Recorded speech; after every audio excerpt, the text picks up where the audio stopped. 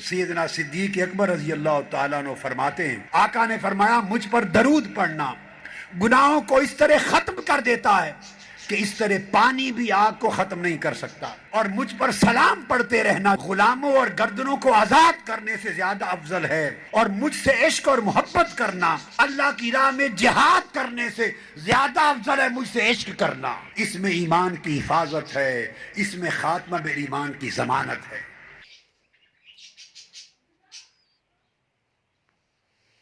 ایک بات ذہن میں رکھ لیں، جب سے ہماری امت میں اور ہمارے مسلمان معاشروں میں یہ فرقہ واریت آ گئی ہے نا، اور اس کا غلبہ ہو گیا ہے، ہم نے بہت بری تقسیمیں کر دی ہیں۔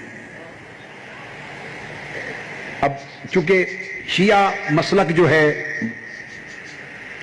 جعفری اور مسلک تشیع، ان کا چونکہ سارا ایمفسس اور سارا کنسنٹریشن اور ساری ترجیح ائمہ اطہار اہل بیت اور محرم اور شہادت امام حسین پر ہوتی ہے، اور وہ اپنے انداز کے ساتھ مناتے ہیں، اہل سنت اس انداز کے ساتھ نہیں کرتے۔ مگر بدقسمتی یہ کہ فرقہ وارانہ سوچ نے ایسی تقسیم کر دی ہے کہ وہ ہم نے حسین کو شیعوں کا بنا دیا ہے، کہ حسین شیعوں کا ہے۔ بڑی بدقسمتی ہے، ایسا سوچ کر ہم اپنے آپ کو ایمان سے محروم کر دیں گے، ایمان سے محروم کر دیں گے۔ حسین کسی ایک طبقے کا نہیں، حسین مصطفیٰ کا ہے، حسین اسلام کا ہے، حسین ایمان سے محروم کر دیں گے۔ ہمیں بڑی نعمتوں سے محروم کر دیا ہے۔ صحابہ فلاں کے ہیں، اہل بیت فلاں کے ہیں، خدا فلاں کا ہے، نبی فلاں کا ہے، کیا تماشا ہے؟ توحید فلاں کی ہے، رسالت فلاں کی ہے، صحابہ فلاں کے ہیں، اہل بیت فلاں کے ہیں، اولیاء فلاں کے ہیں، حسین فلاں کا ہے۔ یہ فلاں فلاں اس بلا نے ہمیں برباد کر دیا ہے۔ یہ جو سوچ ہے، اس سوچ سے ہمیں نکلنا ہوگا۔ آقا علیہ السلام نے تفرق کی سوچ نہیں دی تھی، فرمایا تھا بنی اسرائیل 72 ٹکڑوں میں بٹ گئے تھے، میری امت میں 73 ٹکڑے ہوں گے، مگر جنت پر اور ہدایت کی راہ پر وہی ہوگا سواد اعظم۔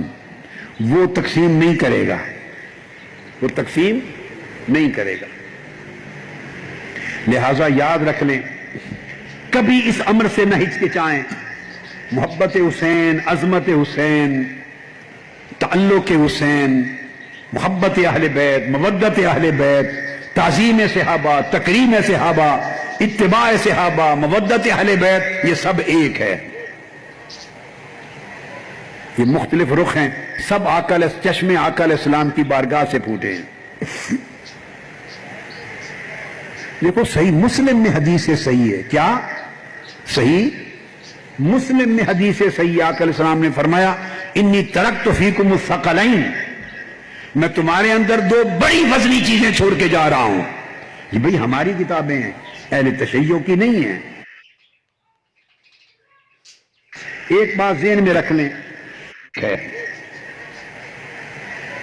یہ مختلف رخ ہیں، سب چشمے آقا علیہ السلام کی بارگاہ سے پھوٹے ہیں۔ دیکھو صحیح مسلم میں حدیث، یہ سارے ہمارے ہیں۔ دوسرے سے اچھا کلام کرنا بھی صدقہ اور خیرات ہے۔ آقا علیہ السلام نے فرمایا حدیث پاک میں کہ دوزخ کی آگ سے بچو، خواہ ایک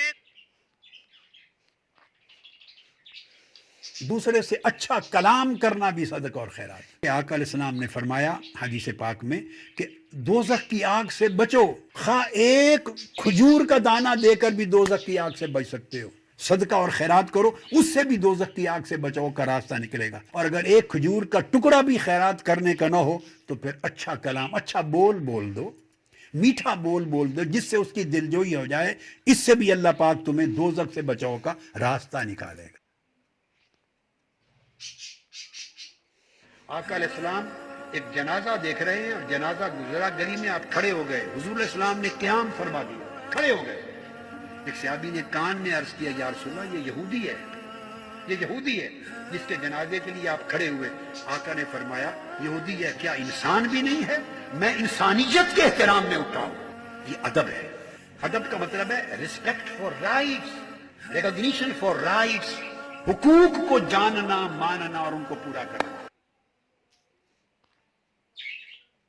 اور جس شخص نے قرض لیا اور اس کی نیت ہے کہ ادا نہیں کرنا، فرمایا وہ چور ہے، اس کا مواخذہ چوروں میں کیا جائے گا. دوسری حدیث، جس شخص نے قرض لیا اور اس کی نیت ہے کہ ہر صورت اس کو ادا کرے گا اور وہ ادا نہ کر سکا، اس کی ڈیتھ ہو گئی. آقا نے فرمایا اللہ اس کا قرض اس کی طرف سے قیامت کے دن عطا کرے گا، صرف اس وجہ سے کہ اس کی نیت ٹھیک تھی. ادھر نیت خراب تھی، چور ڈاکو بن گیا. ادھر اس کی نیت تھی، مجبوریوں کی وجہ سے ادا نہیں کر سکا، ڈیتھ ہو گئی. اللہ پاک نے فرمایا میرے بندے قیامت کے دن وہ قرض میں ادا کروں گا تیری طرف. ہم نے رب کی بات پر یقین کرنا چھوڑ دیا. کفار اور مشرکین یہی کہتے تھے کہ رسول کی باتیں نہ سنو، یہ جو وحی کی صورت میں تمہیں بتاتا ہے یہ قصے کہانیاں ہیں. فرق اتنا رہ گیا ہے کہ وہ اسے زبان سے کہہ دیتے تھے قصے کہانیاں ہیں. کیوں؟ وہ کافر تھے. ہم منافق ہیں، ہم سمجھتے ہم بھی قصے کہانیاں ہیں مگر زبان سے نہیں کہتے. اگر ان کو حقیقتیں سمجھتے تو ہمارا حال بدل گیا ہوتا.